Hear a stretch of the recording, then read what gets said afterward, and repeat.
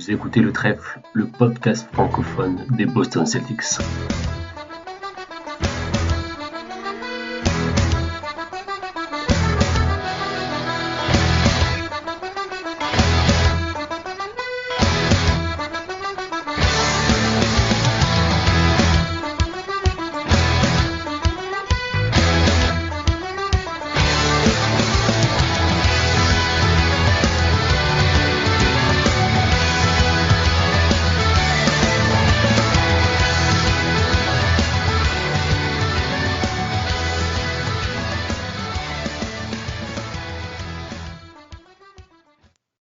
Bonsoir à tous, bienvenue dans ce nouvel épisode du podcast Le Trèfle. Alors aujourd'hui, on va parler de la Free Agency qui va bientôt débuter. Donc elle va débuter, le moratoire en tout cas, va débuter le 1er juillet. Et les premiers contrats seront signés à partir du 6 juillet. Donc voilà, on est pile dans l'actualité. Et pour en parler, je suis bien accompagné ce soir puisque j'ai Robin avec moi. Donc Robin, comment ça va ce soir? Bonsoir à tous, ça va très bien.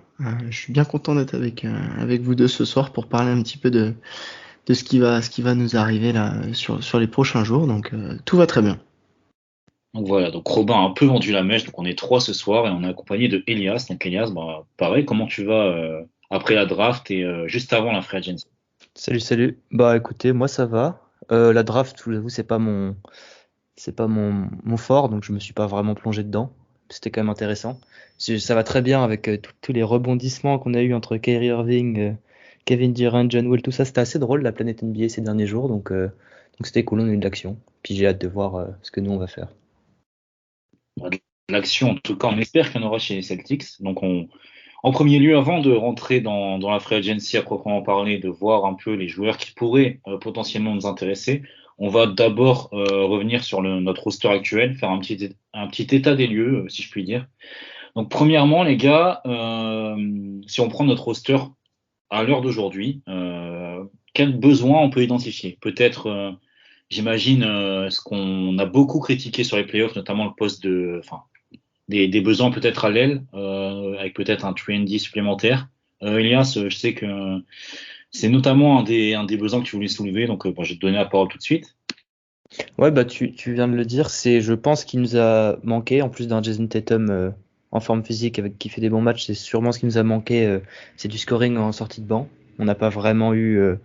Derrick White n'a pas fait sa meilleure série et Grant Williams et Peyton Pritchard se sont fait avoir par leur inexpérience, et donc on a vraiment eu un apport proche du néant dans les matchs des finales, surtout les 3 derniers. Qu'on a perdu les 3 de suite. Donc ouais, je pense que c'est le rôle le plus important à remplir. C'est aussi le rôle, quand même, un des rôles les plus difficiles à remplir, c'est que ça court pas les rues, un ailier grand qui sait défendre, parce que on a une identité défensive à défendre, et c'est quand même un rôle, quelque chose qu'on aimerait bien avoir, quelqu'un qui défend, qui rentre des 3 points, qui pourquoi pas peut créer un peu et mettre des points sur ses dribbles, sur ses propres opportunités. Donc je pense que c'est le point où vraiment on a un vrai besoin, parce qu'on a vu que Tatum et Brown qui jouent 43 minutes à partir de la trade deadline, en gros c'est pas possible, et ça nous a coûté. Donc ouais, je pense que c'est clairement ça. Bon, Robin, je pense que tu vas plutôt partager l'avis d'Elias. Ouais, moi je suis complètement d'accord, surtout qu'en plus la bonne nouvelle de cette année, c'est que tous les questionnements qu'on avait autour de notre corps, un petit peu Robert Williams, Smart, etc., on y a quand même plutôt bien répondu. C'est des gens qui sont capables.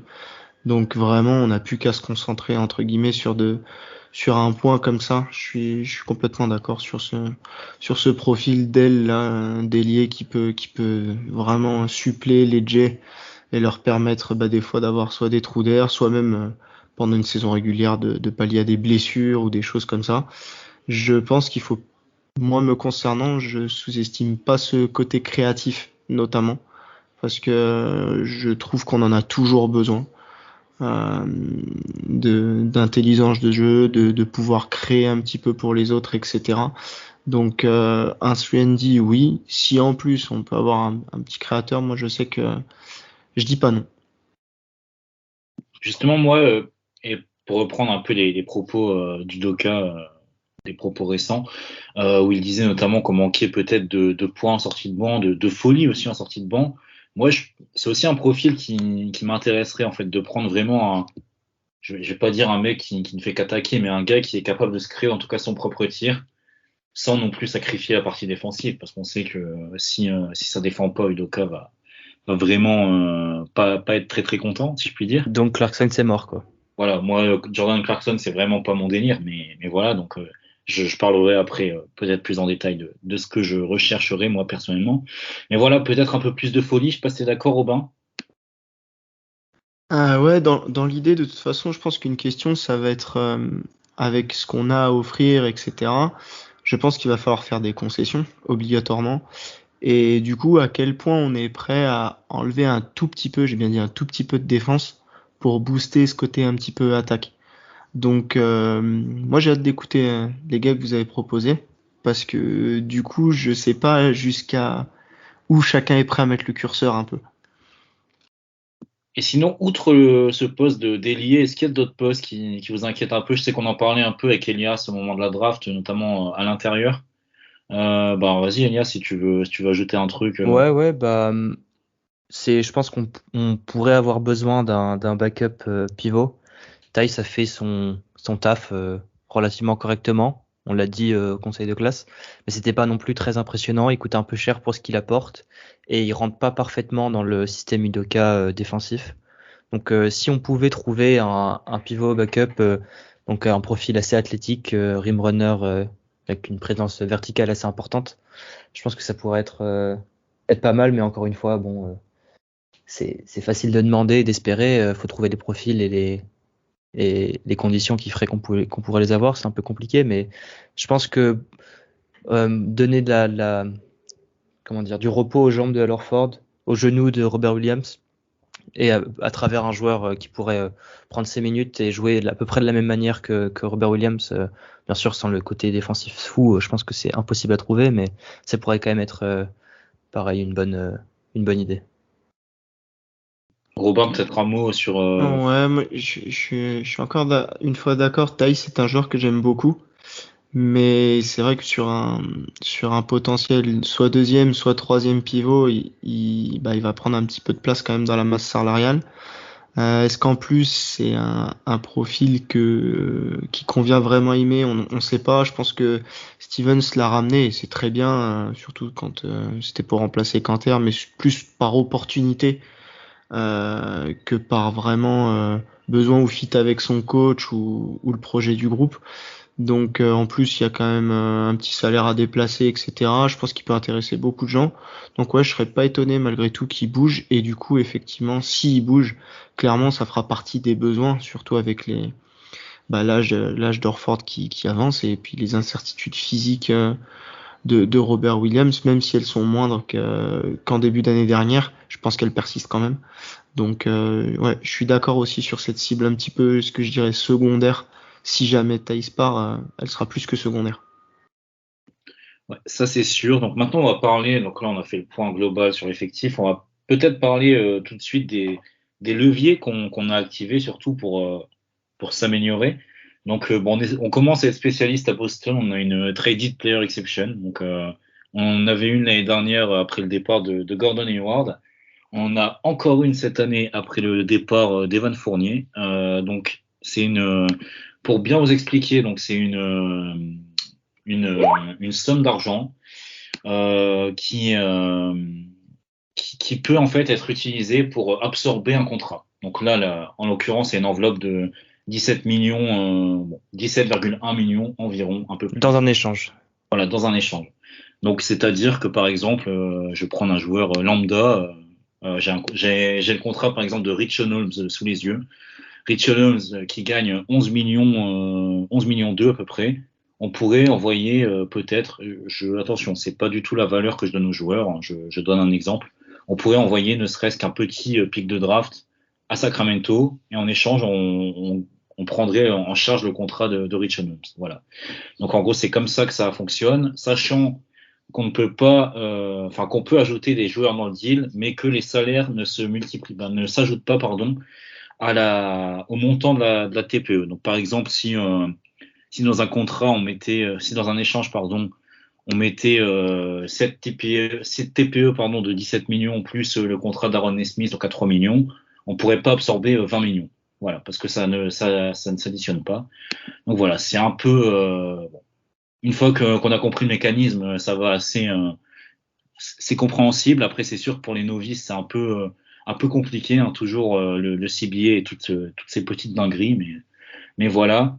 Donc voilà, on a cette TPE, on a aussi une mid-level exception. Bah, Elias, je vais peut-être te laisser expliquer. Donc ça, c'est pour ce qui concerne en tout cas les free agents. Ouais, alors juste petite précision, la TPI qu'on a, elle expire, parce que ça dure un an au moment où elle est créée, elle expire le 18 juillet. Donc on a jusqu'au 18 juillet pour utiliser cette TPI d'un montant de 17 millions de dollars, sachant qu'on en a une à 7 millions et une autre à 6 millions 3. Voilà.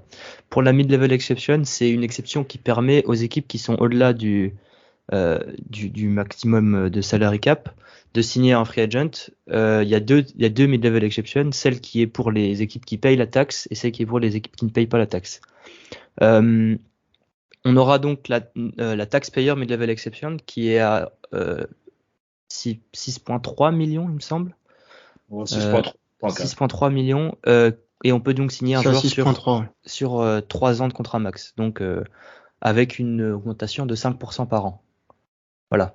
On n'a pas la non-taxpayer, donc qui s'élève à 10 millions, parce que l'année prochaine, avec les extensions de Marcus Smart et Robert Williams, on sera automatiquement au-delà du seuil de taxe, donc on ne pourra pas avoir cette exception. Et donc, c'est un outil assez pratique pour quand même pouvoir signer des free agents quand on est une équipe qui est au-delà du salary cap, parce qu'on est largement au-dessus, avec beaucoup de joueurs sous contrat pendant longtemps. Voilà. Parfait, c'est clair, j'ai rien à ajouter. Et donc voilà, donc on va pouvoir rentrer dans le vif du sujet. Donc je pense que c'est ce pourquoi vous êtes là, d'ailleurs, si vous nous écoutez. On va plutôt parler, avant de donner des noms et de name drop un peu des joueurs de tous horizons, on va parler peut-être des profils à rechercher. Donc je parlais justement du scoring en sortie de banc. Est-ce que vous avez un profil particulier, même si on l'a un peu évoqué? Là, on va plus rentrer dans le détail. Qu'est-ce que vraiment vous recherchez avec cette TPI, donc qui est assez élevée, une enveloppe vraiment confortable? Vraiment le profil idéal pour vous. On va faire le portrait robot du joueur type. Bon, Robin, tu peux y aller. Alors déjà, il faut qu'il sache shooter à 3. Je veux dire, aujourd'hui, on a quand même eu une saison où on a pu regarder que on avait une forte dépendance sur notre offense à mettre nos shoots à 3. Donc pour moi, c'est quand même très important qu'il soit respecté et voire même bon derrière l'arc. J'aimerais voir un connecteur en fait parmi nos joueurs en sortie de banc qui facilite le jeu, un petit peu comme Derrick White fait, mais on en a jamais trop des gens comme ça avec l'extra passe qui va bien, la capacité d'avoir balle en main, de pouvoir créer un petit peu, même sur une séquence un peu difficile où ton porteur de balle principal s'est retrouvé doublé ou des choses comme ça. Donc j'aimerais vraiment un facilitateur, un connecteur vraiment collectif qui vient se fondre, parce qu'encore une fois, vu la perf de notre équipe depuis sur la saison complète, il n'y a pas besoin de faire des changements drastiques en fait. Donc on a vraiment besoin de gens qui viennent aider ce que tu as déjà mis en place et qui se fondent très bien dans ce qui est déjà en place, plutôt que des gens qui vont chambouler un petit peu tout ce qui a été fait jusqu'à maintenant. Donc moi dans l'idée, voilà, c'est vraiment un shooter capable de se débrouiller quand même sur des séquences avec le ballon et qui peut jouer juste, notamment sur des attaques de zone où on a pu avoir des fois du mal, où il y a du mieux, mais je pense qu'avec des gens de ce profil-là, ce sera encore plus facile pour nous. Vas-y, Elias, je te laisse compléter ce qu'a judicieusement dit Robin. Ouais, pour compléter ce profil, j'irai sur un terrain un peu moins basket et un peu plus technique. Ce serait mieux quand même de signer quelqu'un ou d'aller chercher quelqu'un avec le TPE qui a de l'expérience. Donc soit un vétéran, quelqu'un de 28, 29, 30 ans qui a quand même joué dans la ligue, qui a fait plusieurs équipes, tout ça. Soit quelqu'un qui a de l'expérience en playoff, qui a fait des long runs, tout ça, et qui est capable de rester sur le terrain en playoff. Parce qu'au-delà d'avoir un niveau basket, donc comme disait Robin, savoir faire pas mal de choses, il faut aussi quand même avoir les épaules. Et si on te demande de sortir du banc pour apporter quelque chose, surtout en playoff, c'est ça qu'on joue maintenant. Si on te demande ça, on a vu que Pritchard, Williams, même Derrick White dans une certaine manière, n'ont pas forcément eu l'expérience nécessaire. Et je pense que un 7e, 8e homme qui joue 15 minutes par match en playoff, il doit absolument avoir ces épaules-là, sinon c'est un peu compliqué. son impact serait trop aléatoire pour vraiment se baser sur lui, quoi. Je vais juste compléter très brièvement ce que vous avez dit. Moi, il y a un point aussi que j'aimerais soulever, même si vous allez voir dans les cibles qu'on va proposer, il y en a certains qui ne répondent pas forcément à ce critère. Je préférerais en tout cas qu'on signe un mec, enfin qu'on trade pour un mec qui est sous contrat pour plusieurs années, parce que enfin c'est bien beau parce qu'on l'avait fait avec Evan Fournier notamment l'année dernière, c'est bien beau d'utiliser cette TPI, mais surtout que quand on a nos jeunes joueurs, nos stars, etc., qui sont signés sur, je crois que Jaylen Brown est en fin de contrat dans 2 ans, donc voilà, c'est le premier à avoir cette échéance-là.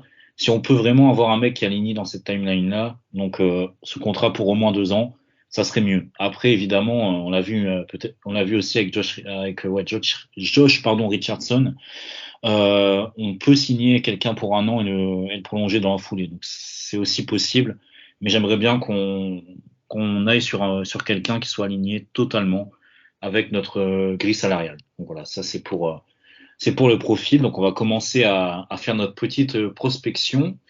Le premier nom dont on va parler, pardon. Bon, c'est un nom qui est sorti dans les rumeurs. Je sais que c'est pas forcément notre joueur de prédilection. C'est Alec Burks, donc de New York.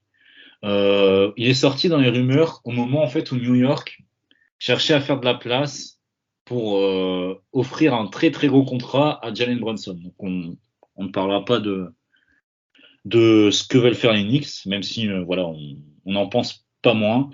Mais qu'est-ce que vous pensez du joueur qu'est Alec Burks en tout cas? Est-ce que c'est un profil qui vous botterait? Elias, tu peux y aller. Ouais, bah en soi, le joueur, il remplit pas mal de conditions. C'est on va dire 2-3, un grand 2, petit 3 qui sait défendre, qui rentre ses tirs, qui a une petite touche de création qui est quand même pas mal. Niveau contrat, c'est 10 millions cette année, enfin l'année prochaine, et donc 10 millions 5 en option du club en 2023-2024. Donc c'est quand même un contrat peut-être un peu haut pour son niveau, mais c'est quand même correct. Je pense pas que ce soit le profil qui est le plus recherché, dont on a le plus besoin, hein, parce que bon, ce serait pas forcément le meilleur profil pour jouer en 3 derrière Tatum ou Brown. Après, en plus, il vient de sortir d'une opération au pied. Il sera pas disponible pour le training camp. Donc, je suis pas convaincu du profil. Je pense que les rumeurs viennent surtout des Knicks et un peu moins des Celtics. Je pense que les Knicks essayent de le virer pour gagner 10 millions de cap space. Mais donc voilà, je serais pas complètement énervé. En plus, il y a des connexions à Tatum. Sa femme est la cousine de Tatum. Voilà. Petite info drôle, mais je serais pas totalement remonté, mais je serais pas non plus très ravi qu'il soit là, quoi. Bah, merci en tout cas Elias pour ce petit point en closer dans ce podcast, ça fait toujours plaisir. Toujours là pour les Kardashians, etc. Croustillant.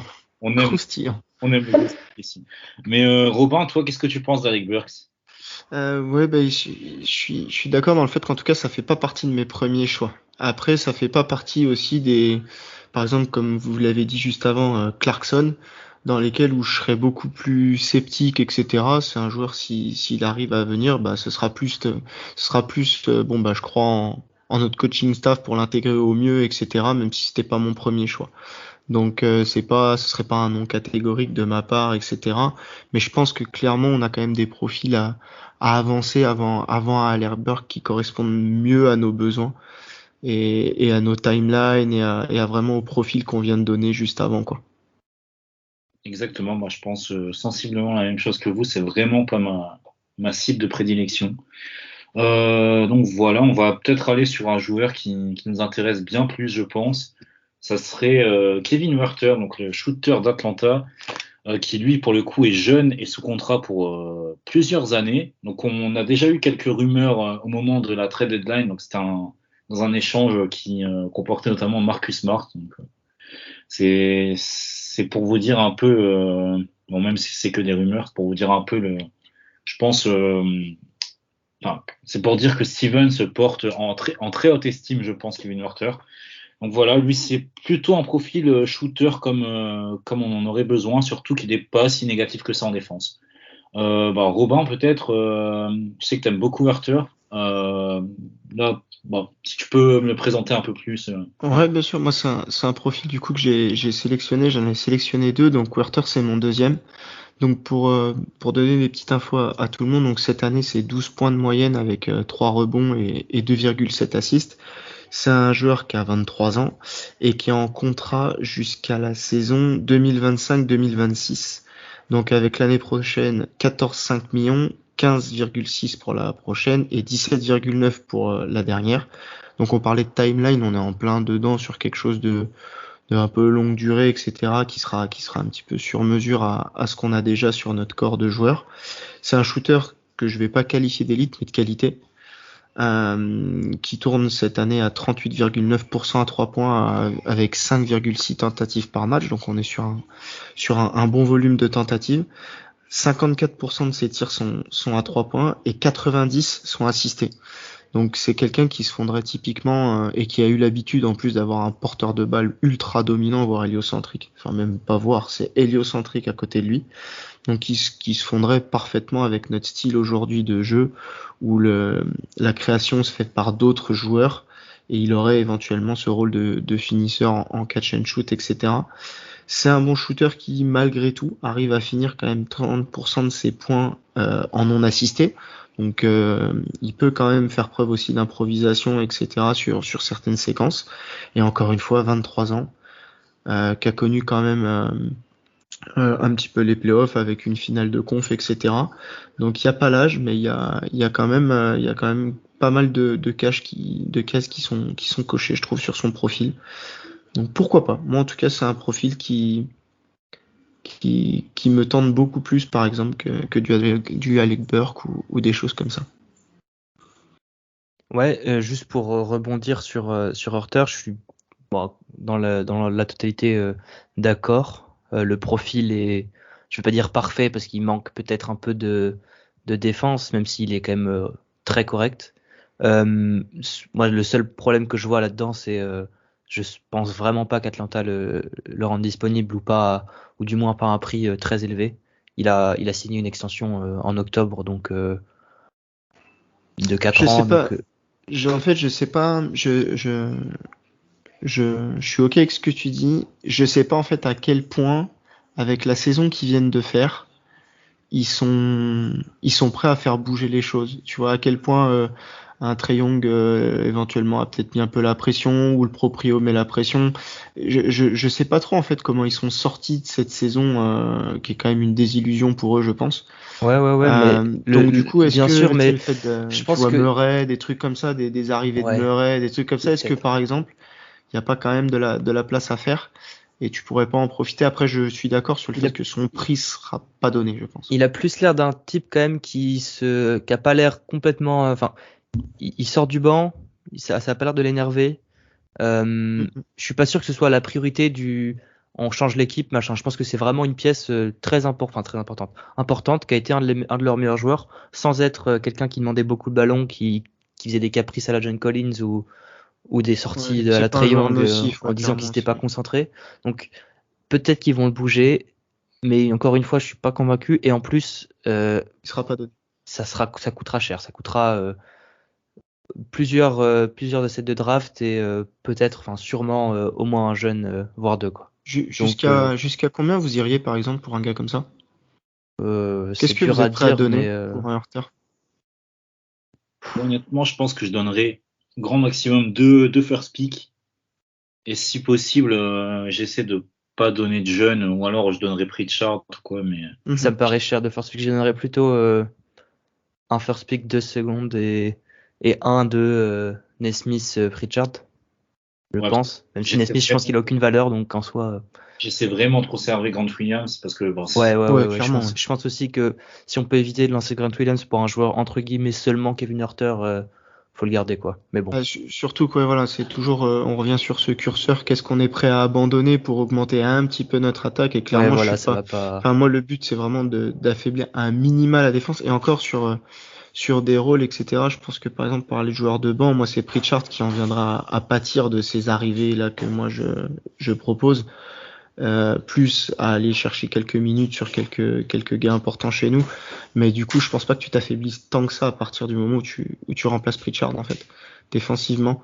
Alors que, par exemple, si on se mettait à donner des Grant Williams, des trucs comme ça, là, par contre, je trouve que clairement, tu fais un autre choix, en tout cas, t'orientes vraiment ton collectif dans quelque chose qu'on n'a pas connu sur des sorties de banc ou quoi. Là, aujourd'hui, on a connu c'est sûr. une sortie de banc qui est vraiment très très forte défensivement, où t'as pas de temps mort défensif. Là, on serait vraiment sur un autre choix clair. Ouais, donc voilà, pour résumer, le profil est très bon. Je pense qu'on est tous les trois d'accord pour dire que ce serait un bon fit, etc. Le seul problème, c'est la disponibilité et du coup le coût, parce que ça coûte très cher, je pense. C'est pour ça, je vous entendais parler, j'ai pas osé vous couper, mais quitte vraiment à ne pas affaiblir notre roster, je préfère donner un deuxième first pick que Grant Williams. C'est dans cette optique-là que je parlais de deux first pick. Mais voilà, ouais. Kevin Huerter, c'est sûr que c'est un joueur vraiment intéressant. Moi, je l'adorais pour ma part quand on était à Maryland en NCAA. Donc, c'est sûr que ça serait limite une de mes 6 prioritaires. Il y a un autre joueur qui est à peu près dans le même profil, prototype physique et dans le même registre de shooter. Ce serait Luke Kennard. Donc, Luke Kennard qui jouait cette année à Los Angeles, donc chez les Clippers, qui est, pour l'anecdote, un ancien coéquipier de Jason Tatum à la fac, à Duke, qui était d'ailleurs le meilleur joueur de Duke durant la saison de Jason Tatum. J'ai pas peur de le dire, mais voilà. Non, mais sinon, Luke Kennard, donc c'est Robin aussi. C'est toi encore, Robin, qui avait sélectionné ce profil, je crois. Yes, c'est mon numéro 1, moi. Mais allez-y, commencez. Je serai impressionné. Pour parler un peu de Luke Kennard, donc c'est un gaucher. Donc très très beau à avoir joué, comme tous les gauchers, j'ai envie de dire. Donc voilà, gaucher, fort shooter et playmaker très très très très sous-coté. Vraiment, c'est un assez bon playmaker qui est capable, on l'a vu notamment quand je joue à Détroit, de créer pour les autres et pour lui-même, donc ce qui est un avantage. Par contre, le point négatif, ça serait, si on doit en trouver un, ce serait sa défense. Et encore, si on regarde les analytics, on voit qu'il n'est pas si négatif que ça, en tout cas cette année. Donc 106, je crois, cette année. Voilà. Et 106 de defensive rating. 106 et surtout, il a plus 0,4 de defensive rating. Donc quand son équipe est sur le terrain, elle encaisse en moyenne 0,4 points de moins que quand il n'est pas sur le terrain. Donc pour vous expliquer en français. Donc voilà, donc il n'est pas négatif sans être exceptionnel. Donc voilà, Elias, toi, qu'est-ce que tu en penses de Luke Kennard? Je vais encore être le rabat-joie, je suis désolé, mais profil presque parfait, un petit peu plus petit que Kevin Huerter, il me semble, donc un petit peu moins jouable vraiment purement à l'aile. Mais bon, on peut pas trop dire non au meilleur tireur à 3 points de la NBA en termes de pourcentage l'année dernière. Je pense que j'avais regardé les stats, il était à 52% sur les tirs très ouverts, donc avec aucun défenseur à plus de 2 mètres. Donc le profil est pas loin d'être parfait. J'aime beaucoup le joueur, pareil, ça d'être quelqu'un qui ne demande pas trop le ballon, qui se contente de son rôle et qui sait ce qu'il a à faire. Après, avec les Clippers qu'ont Steve Ballmer, le mec le plus riche de NBA, propriétaire, ils ont pas l'air vraiment de devoir jeter du salaire. Donc je suis pas sûr qu'il soit dispo. S'il est dispo, je pense que ce serait vraiment pour le jeter, donc pas très cher. Donc ça va être plutôt la disponibilité qui va jouer.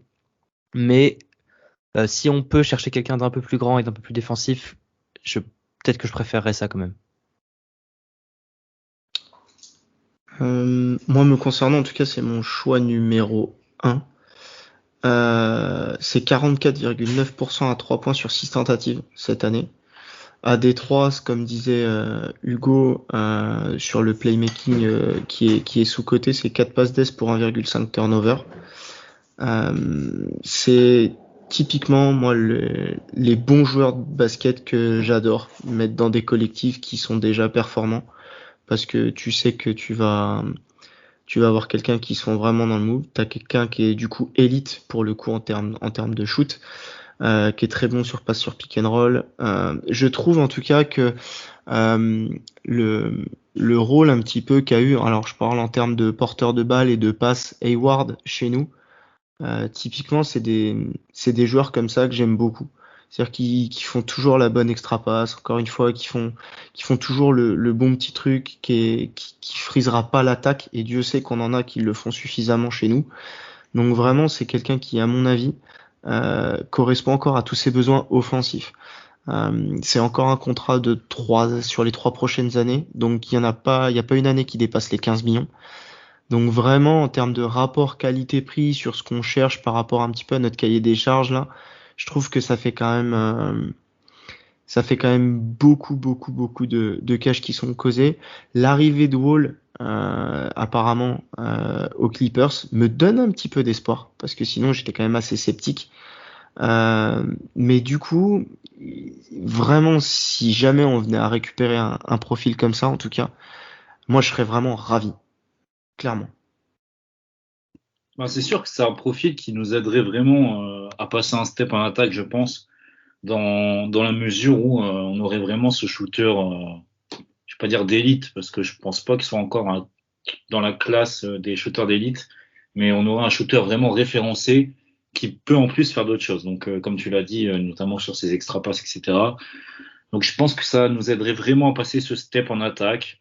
Après, c'est pareil. Je sais pas ce que les Clippers demanderont pour lui, parce qu'on sait, bon, il y a eu quelques rumeurs au moment de la draft sur le fait qu'il serait possiblement disponible. Finalement, ça a été vite démenti.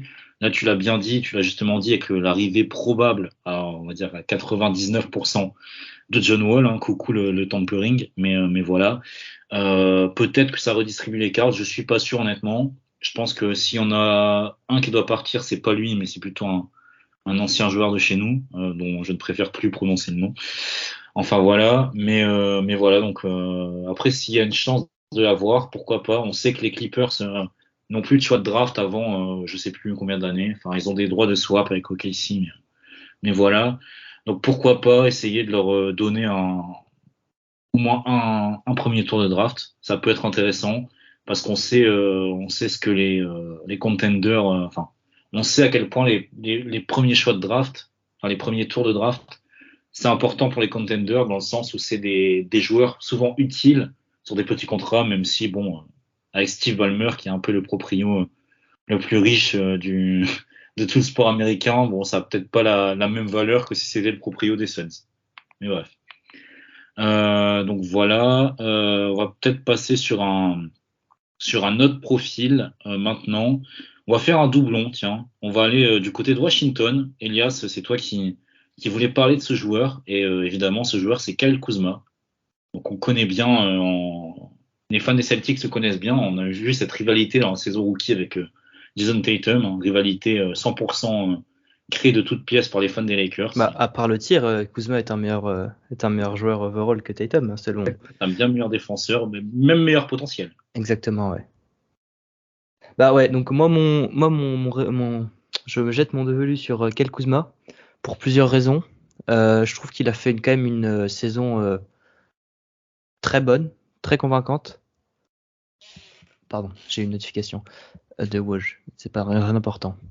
Très bonne, très convaincante. Il a un contrat relativement correct à 13 millions cette année et 13 millions l'année suivante. Donc il pourrait apporter quelque chose qu'il a déjà fait dans sa carrière, à savoir du scoring en sortie de banc. Alors, il met 15-16 points en moyenne, 17 la saison dernière, mais il a quand même un peu plus joué 2 minutes, il avait plus de ballons, donc c'est pas forcément très représentatif. Il s'est quand même relativement amélioré en défense. Il a jamais été nul, mais il le disait lui-même. Mais au début, c'était un peu un plot. Et il s'est donné sur ce côté-là, surtout à Washington. Il a commencé à être relativement bon, pas excellent, mais ça me dérangerait pas de le voir switch sur un 2 ou un 3 ou sur un 4, quoi. Donc il pourrait relativement être correct. C'est le genre de profil assez rare, un ailier grand qui peut aller chercher pas mal de rebonds. C'est assez sous-coté ça quand même. Si on a quelqu'un comme ça à l'intérieur, en plus de possiblement Williams ou Horford à l'intérieur pour ça. C'est pas la menace à 3 points absolue. Il est à 34% l'année dernière et donc 36% en 3 points ouverts et 13 ouverts. C'est pas exceptionnel. C'est pas non plus ridicule. À son poste, c'est à peu près les moyennes de Al Horford, etc. il me semble. Donc c'est pas non plus, c'est pas nul. Donc voilà, je pense que c'est un joueur qui a à la fois l'expérience. Je pense qu'il a un peu comme ils disent, le chip on the shoulder sur les Anglais. C'est-à-dire qu'il aime bien, il a quand même des choses à prouver. En plus, il s'habille vachement bien, donc moi, ça me dérangerait pas de l'avoir dans l'équipe, quoi. Bon, bah voilà, c'est l'argument ultime de notre ami Elias. Drop the mic. L'outfit, voilà. Toi, qu'est-ce que tu penses de Kyle Kuzma, Robin? Alors moi, j'aimerais bien qu'il devienne le role player de Jason Tatum. Rien que pour embêter la fanbase des Lakers, parce que je trouve que c'est important tous les ans d'avoir cet objectif-là. Au niveau basket, je trouve qu'on est vraiment plus sur un profil pur d'energizer qui peut aussi prendre feu. Il l'a déjà montré. Je suis complètement d'accord sur le fait que c'est quelqu'un qui est vraiment revenu dans les discussions de joueurs intéressants avec la saison qu'il vient de faire. Ça peut être un profil dont on a besoin. J'ai toujours un peu peur avec les joueurs un petit peu qui sont très branchés sur leur j'ai des choses à prouver, etc., qui chamboulent un peu trop ton collectif. Après, en termes de profil, etc., ça coche pas mal de cases quand même. C'est intéressant. Attention à ce côté défensif, même s'il est meilleur. Est-ce que, bon, je sais pas encore comment me positionner sur est-ce que je l'augmente un petit peu sur ce que je pense de lui défensivement ou est-ce que j'en attends encore un peu plus. Donc pourquoi pas, ça fait pas partie moi de mes premiers choix, mais je comprends clairement l'idée. Ouais, bah, je comprends aussi l'idée. C'est pas non plus un de mes premiers choix. Et je pense aussi que la re-signature, en tout cas probable, de Bradley Beal, même si tant que c'est pas officiel, on va pas non plus se mouiller, à Washington, je veux dire, condamne un peu la piste, en tout cas pour une année, enfin, pour cette année. Après on verra, parce que je pense que Washington fera pas 5 ans avec Bradley Beal, clairement. Je pense que ça va exploser à un moment donné. Mais voilà, pour la TPI, j'y crois pas tellement, malheureusement, parce que c'est un profil qui est plutôt intéressant.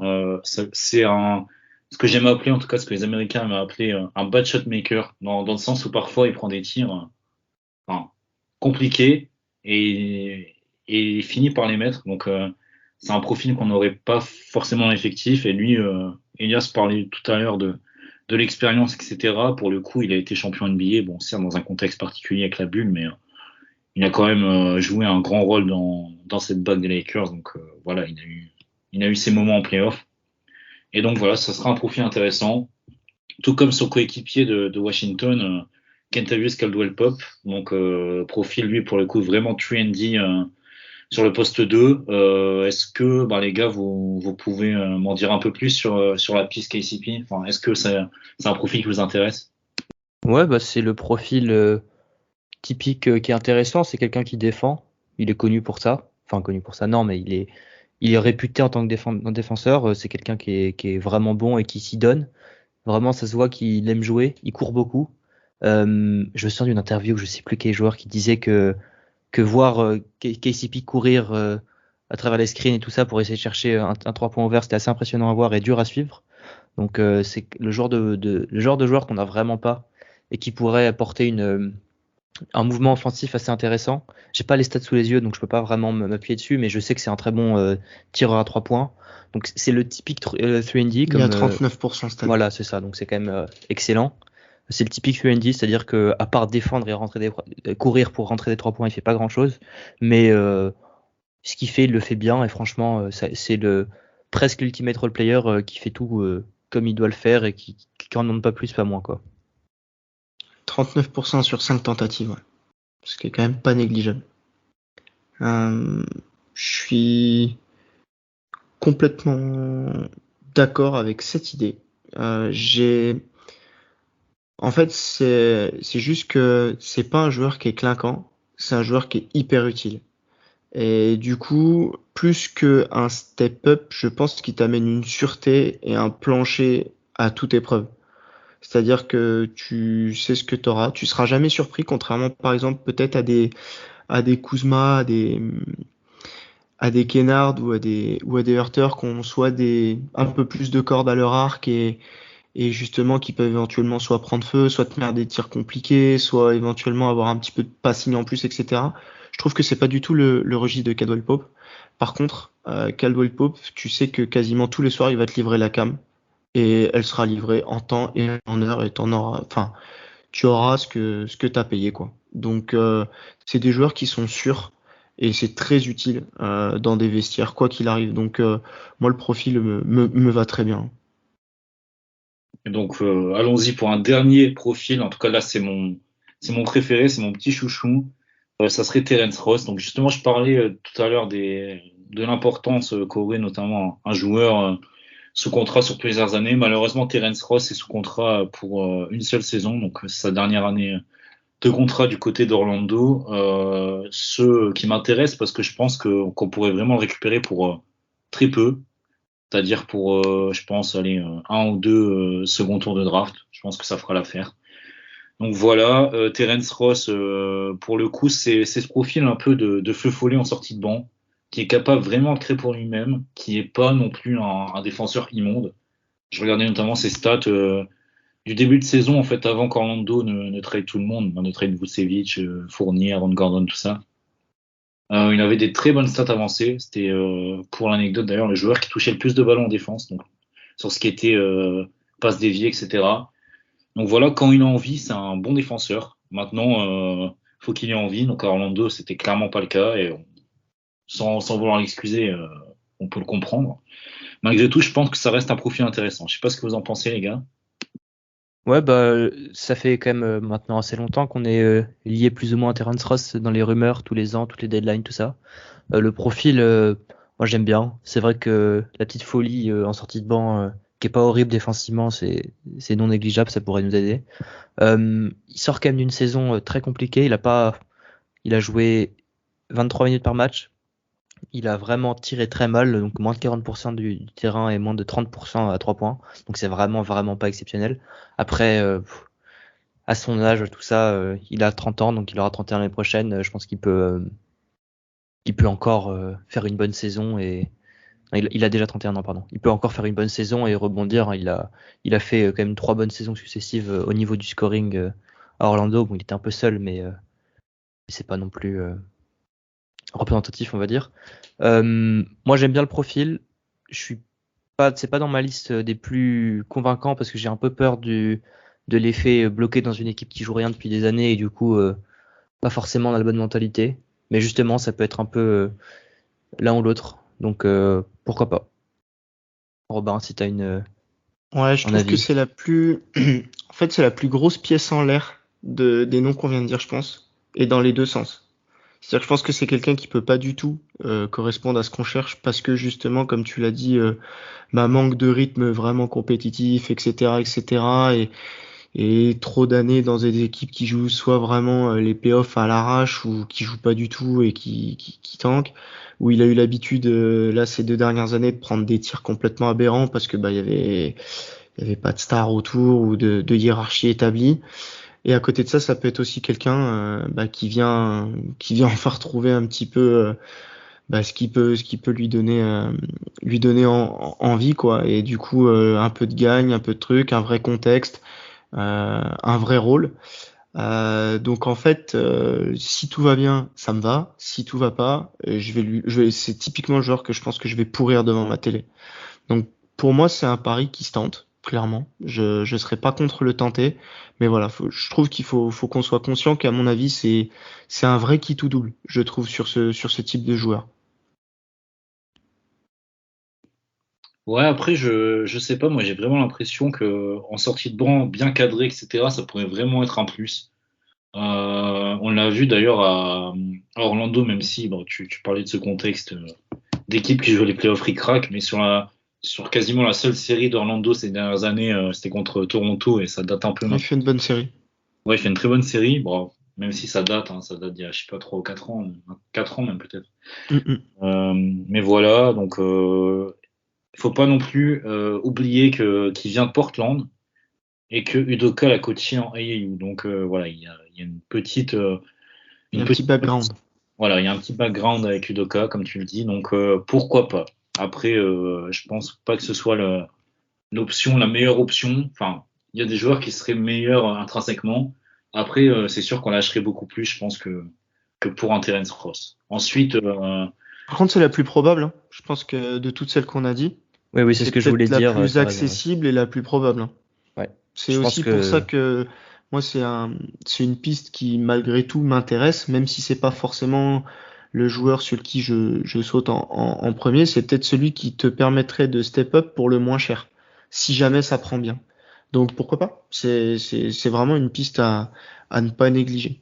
ouais, très important ça, je pense, de se rendre compte aussi que il peut nous permettre de garder des assets de draft pour d'autres trades, parce qu'on a d'autres TPE, hein, on n'a pas que celle-là, ou la deadline, tout ça. Donc ouais, c'est un bon point Parce que à soulever. notre flexibilité va rester quand même importante, parce que tu es quand Ouais, même avec un corps qui est quand même bien établi, mais qui va progresser, et tu as encore éventuellement des progressions internes. Alors chacun y croit comme il veut, mais il y a quand même des Nesmith, etc. Donc on a tous un petit peu des avis différents là-dessus. Mais clairement, des joueurs comme ça, tu sais que vu que tu l'as pas payé trop cher, si jamais ça foire ou que par exemple même Nesmith explose et qu'il passe devant dans la rotation, t'as beaucoup moins de regrets que si tu viens de donner 2 tours de draft et un jeune et que ça marche pas du tout, quoi. Donc je pense que c'est de toutes les pistes qu'on vient de donner, c'est l'une des plus accessibles et des plus réelles, clairement. J'ai pas trop de doute là-dessus, moi. Ouais, c'est aussi pour ça que c'est une des pistes qui me plaît le plus parce que Mm, je pense qu'il n'y a pas de risque que je sois en tout cas vraiment déçu parce que je pense qu'il y a une vraie probabilité que ça arrive. Donc voilà, outre la TPE, donc on a bien parlé de cette TPE. Il y a également, on va parler vite fait de la mid-level exception. Euh, et il y a plusieurs profils qui nous intéressent. Elias, je vais te laisser présenter le tien parce que je sais que tu tiens beaucoup. ouais, comme j'ai dit avant, je pense qu'il va falloir songer à remplacer Daniel Tice parce qu'il apporte pas spécialement ce qu'on cherche. Donc je vais aller dans ce sens-là en étant complètement logique et en allant chercher un autre pivot blanc allemand qui rentre pas complètement dans le profil athlétique et rim runner, mais un peu plus quand même, qui est Isaiah Hartenstein. Donc c'est un jeune, relativement jeune. Il a, pardon, je l'ai pas sous les yeux, je peux. Euh, c'est un pivot qui a, pardon, 24 ans, qui fait 2m13, donc c'est vraiment le profil typique, on va dire, du pivot traditionnel. C'est un relativement bon passeur. C'est pas un excellent passeur, mais c'est quelqu'un qui va réussir à trouver les joueurs ouverts et qui va un peu pouvoir initier un petit peu sur certaines actions, sur certains types d'actions. J'ai regardé pas mal de vidéos et de séquences de lui. Je trouve qu'il pose des bons écrans, ce qui est assez sous-coté quand on a des joueurs assez rapides comme Jalen Brown ou même Marcus Smart qui peuvent aller au panier. C'est quand même pas mal. Euh, il a commencé en fin de saison à développer et rentrer un petit jump shot qui est c'est vraiment des très très petits sample size, hein. C'est quelques tirs par match, mais pourquoi pas. Donc je pense que c'est un profil presque parfait pour un backup en pivot. C'est pas complètement le profil Ime Udoka, on va dire. Défensivement, il est pas catastrophique, mais c'est pas Karim Abdul-Jabbar, quoi. Mais voilà, je pense que c'est un profil qui va être recherché dans la ligue. Je pense qu'il va avoir pas mal d'offres. Et j'y croyais pas au début, mais je pense qu'il va être disponible étant donné que, comme on l'a dit, moi je vais pas prendre d'amende pour tempering, donc je peux le dire. John Wall va signer aux Clippers pour la MLE, donc la taxpayer MLE qu'on mentionnait avant, donc pour 6,3 millions. Donc ça veut dire que les Clippers n'ont pas trop de possibilités de re-signer Hartenstein qui est agent libre cet été. Donc j'y croyais pas trop il y a 2 semaines, mais avec toutes ces rumeurs John Wall, ça rend le joueur, je pense, disponible. Donc voilà, pour moi c'est une bonne option pour utiliser cette exception. C'est sûr quoi, c'est un profil qui est intéressant. Comme tu l'as dit, probablement en tout cas un des tout meilleurs big remplaçants de la Ligue cette année. Je pense qu'il est facilement top 5 et vraiment très facilement. Donc c'est un profil qu'on n'a pas non plus. C'est un 7-footer un peu mobile qui s'écarte, etc. Franchement, oui, pourquoi pas. Après avoir ce cul de cas pour en tirer, c'est encore la seule interrogation comme tu l'as justement souligné. Toi, Robin, il y a un autre nom qui t'intéresse justement sur le marché des agents libres. Ouais, alors moi j'avais donc deux scénarios, c'est si on garde Tice ou si on l'enlève. Si on l'enlève, je suis complètement pour ce que Elias vient de dire et je pense que si en plus on l'a à ce prix-là, ce sera une très bonne chose. Après, moi j'aime bien Autoporteur, toujours dans cette optique de renforcer nos ailes, d'avoir du shoot, d'avoir quelqu'un qui peut épouser un rôle et potentiellement qui permettent encore, et une fois, le développement de nos jeunes s'ils explosent. Je trouve que par exemple même pour Nesmith, Autoporteur sera un excellent modèle dans le rôle qu'il a, etc. Donc c'est un profil en plus maintenant qui a un titre, hein, malheureusement. Donc qui sait ce que c'est que d'aller au bout. Et du coup en plus qui nous a déjà joué, qui nous a déjà donné du fil à retordre et tout. Et je pense que c'est quelqu'un là depuis qu'il est retourné aux Warriors qui a repris goût aussi au basket et qui a remis un peu de sérieux dans ce qu'il faisait, contrairement à ses déboires lors de ses franchises passées là. Donc moi c'est un profil qui me plaît bien. Bah, du coup, Elias, tu veux rajouter un mot sur ce que vient de dire Robin? Ouais, le profil autoporteur, je suis dans la globalité, je suis partant. Ça peut être autoporteur, ça peut être d'autres profils comme ça, des vétérans qui J'aime bien sortent. Craig aussi, moi, tu vois. Ouais, Torrey voilà, Torrey Craig, des gars Craig comme qui ça. rentrent dans une MLE, des profils Mm, mm. vétérans qui vont pas avoir un énorme rôle offensif, mais qui vont rentrer leur tir, qui vont défendre, qui ont de l'expérience. Donc voilà, je pense qu'autoporteur c'est une bonne idée. À voir ce que font Atlanta avec Gallinari. Parce qu'il me semble que son contrat est vraiment pas garanti à 100%, donc il y a peut-être des opportunités là-dessus. Donc voilà, ce genre de profil qui peut être aussi TJ Warren du coup. Je sais pas si on c'était prévu qu'on en parle, mais TJ Warren qui a pas joué depuis 2 saisons, qui sortait bon, il a fait 6 matchs dans la bulle, donc on peut pas non plus dire qu'il a été légendaire, mais c'était assez drôle ses stats dans la bulle. Il sortait d'une saison avant pré-blessure, donc de la saison de la bulle, et avant ça, des stats au tir assez remarquables, hein, plus de 50% en total et plus de 40% à 3 points, donc c'était quand même quelque chose d'assez d'assez bien. Pour l'instant, il est encore blessé, je pense qu'il va prendre du temps à revenir, mais il peut avoir un profil à la Oladipo plus, c'est-à-dire on sait ce qu'il apporte offensivement, défensivement, il est correct sans être exceptionnel, mais il fait 2m3, je pense, 2m4, donc voilà, il a la hauteur et la largeur pour être crédible défensivement. Et offensivement, s'il revient à un niveau correct, il peut vraiment, vraiment apporter une explosion en sortie de banc et ça peut être totalement déterminant dans un potentiel run de playoff, hein. Ça peut être quelqu'un qui fait gagner un ou deux matchs par série de playoff, peut-être pas à ce point-là, mais vraiment faire gagner des matchs parce que il va te mettre 19 points en 13 tirs en 6 minutes, quoi. Donc voilà. Je pense qu'il faut penser à TJ Warren et je suis d'accord avec Otto Porter Jr. qui est aussi une bonne cible avec de l'expérience et bon qui nous a battus, donc je suis pas. Je suis assez d'accord, moi, sur le fait que la MLE, elle est complètement adaptée sur des petits paris comme justement des retours de blessures de TJ Warren et tout. Vraiment, en plus, cette création de shoot et le fait qu'il soit très bon scoreur, etc., c'est vraiment quelque chose qui me plaît aussi. Et tu perds pas de taille, en plus, par rapport à Ime Udoka, qui aime vraiment jouer quand même avec des 5 qui sont grands. Donc, t'as quand même cet aspect-là aussi qui est à prendre en compte. Le petit plus, c'est qu'en plus, il peut pas saquer le franchise player de Miami. Donc ça, c'est très bien. S'il a la bonne idée de lui en mettre lors des prochaines séries de playoffs, si on se rend compte, ce sera C'est une vrai, très bonne ça chose. pourrait être pas mal ça. Donc ça, c'est un très bon point. Mais du coup, c'est vrai que sur des MLE, clairement, moi, je suis sur des profils. Soit tu prends des paris, soit tu prends des joueurs de plancher qui vont te permettre malgré tout de faire évoluer ton collectif et de pallier au manquement si jamais t'en as. Donc tout ce qui en tout cas représente et qui coche ces cases-là, moi je récupère. Ouais, de C'est toute façon, c'est vraiment ce qu'on a vraiment un dit, truc hein, qui me permet de prendre des risques, quoi.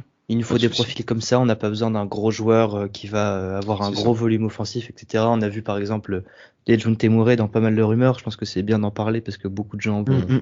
j'ai vu beaucoup de gens parmi les fans de Celtics et d'autres équipes hein, d'ailleurs absolument vouloir lâcher les 3 pics plus quelques swaps j'imagine pour aller chercher Dejounte Murray. Je suis vraiment pas convaincu que ce soit une bonne idée pour les Celtics. C'est exactement le buzz. C'est c'est un bon joueur, un excellent joueur même, mais ça irait pas à côté de Marcus Smart, ça irait pas à côté de Derrick White. C'est pas du tout un bon tireur.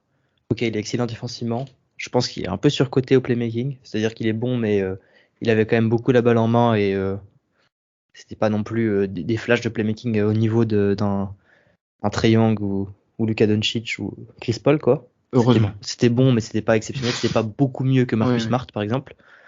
Marcus Smart qui partageait la balle avec Jason Tatum et Jaylen Brown et qui fait quand même pas mal de stats à ce niveau-là. Donc voilà, je pense qu'il nous faut des joueurs qui vont avoir un rôle défini, restreint, important sur certains, enfin dans la globalité, en étant les 7, 8e hommes. Parce que je pense que le 6e homme il est défini, hein, c'est Derrick White. On ira, à mon avis, pas chercher quelqu'un de meilleur pour prendre ce rôle de 6e homme. Donc voilà, je pense que les profils qu'on vient de dire avec la MLE et la TPE sont bien pour ça. En vrai, il y a un an, j'aurais compris. Je trouve qu'il y a un an, on pouvait débattre de est-ce qu'on veut déjeuner ou quoi. Et c'est ce que je disais au début du podcast, c'est que l'année qui vient de se passer nous a permis quand même d'avoir beaucoup plus de certitude que de questionnement. Et ce poste, justement, fait partie. Aujourd'hui, enfin, il y a quand même un adage qui dit qu'on change pas une équipe qui gagne. Bah, moi, j'en rajoute un. Je dis on change pas beaucoup une équipe qui a perdu de pas beaucoup. Donc, du coup, vraiment, je serais moi. C'est magnifique, Robin le poète. Je serais plus pour peaufiner là cet effectif, plutôt que le chambouler avec l'arrivée d'un très bon joueur. Ça, on lui enlèvera pas. Rien à dire là-dessus. Mais du coup, qui fit pas forcément avec tes besoins actuels. Et en plus, qui te cut ton avenir, hein, clairement. C'est-à-dire que là, tu balances du pic à volonté, parce que c'est son prix, ok. Mais du coup, je suis pas sûr que ce soit le meilleur move qu'on ait à faire, hein. Vraiment pas sûr. Donc du coup, ne chamboulons pas tout et construisons sur ce qu'on a montré, parce que les gars le méritent, et puis ils ont démontré quand même que voilà quoi. Il y a une campagne de playoff, il y a une demi-saison régulière.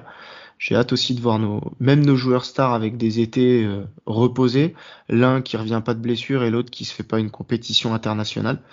Donc vraiment, je suis pas forcément pour additionner un joueur de ce calibre et de ce profil-là. Juste, je vous ai pas coupé une nouvelle fois, mais sur TJ Warren, est-ce que vous avez quand même pas peur de je vais pas dire son mindset, mais déjà de son niveau défensif, et aussi vous parliez du fait que c'était quand même je vais mettre des guillemets, mais une forte tête, une grande gueule. Voilà, il a pas hésité à rentrer dans l'art d'un Jimmy Butler. Vous avez pas peur de ce côté-là justement, de ce côté-là justement pour un septième joueur d'une rotation? Moi, j'adore, moi. Ouais, c'est ce que j'allais dire.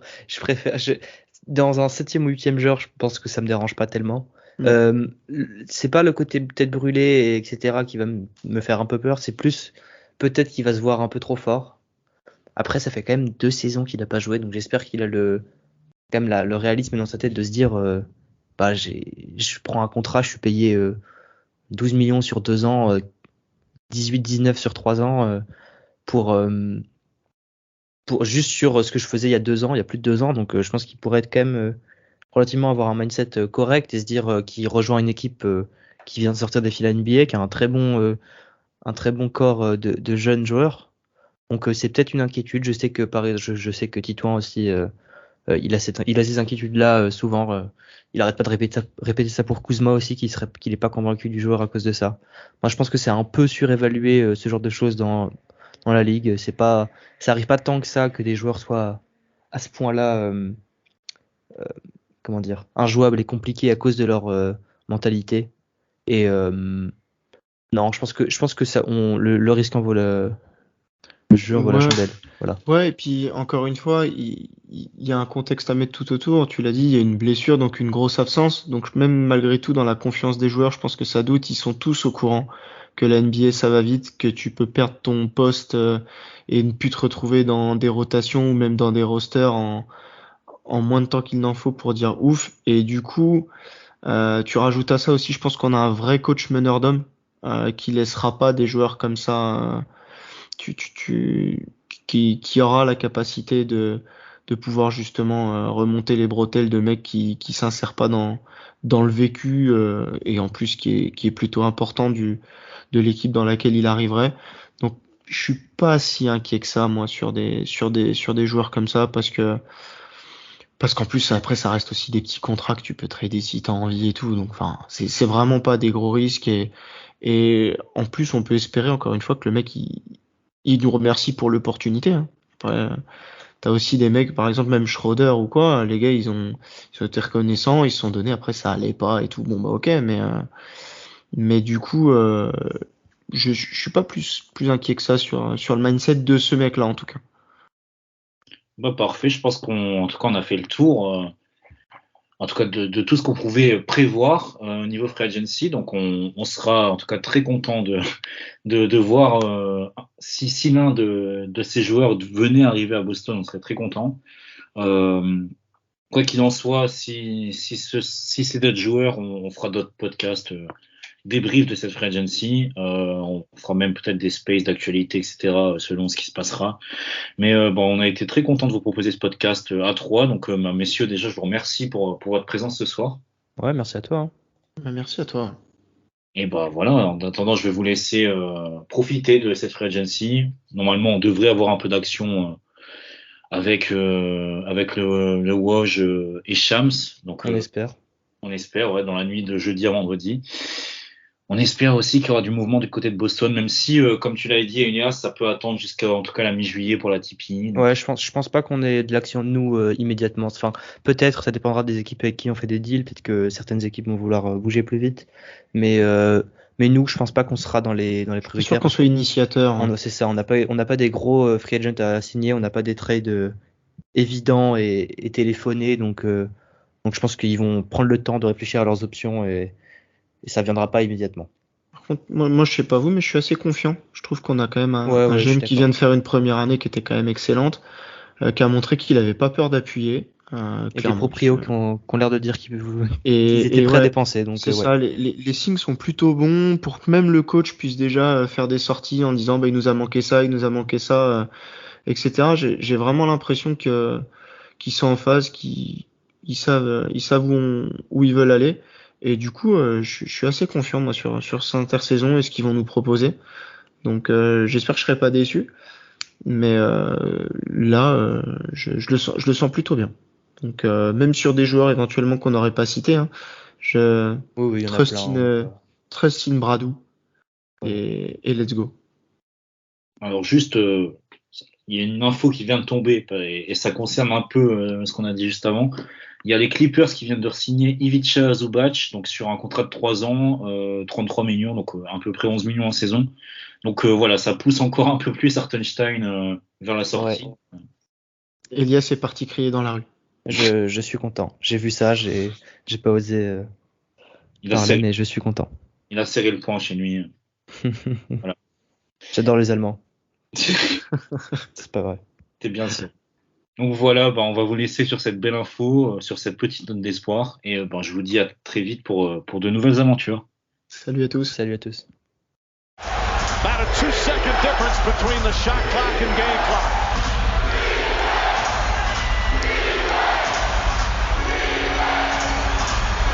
Thomas on the drive, pull-up jumper, it's good! Isaiah Thomas gives the Celtics the lead with 2.4 remaining. 13 fourth quarter points. And Atlanta calls their final timeout. So many big shots from both teams, Jeff, down the stretch.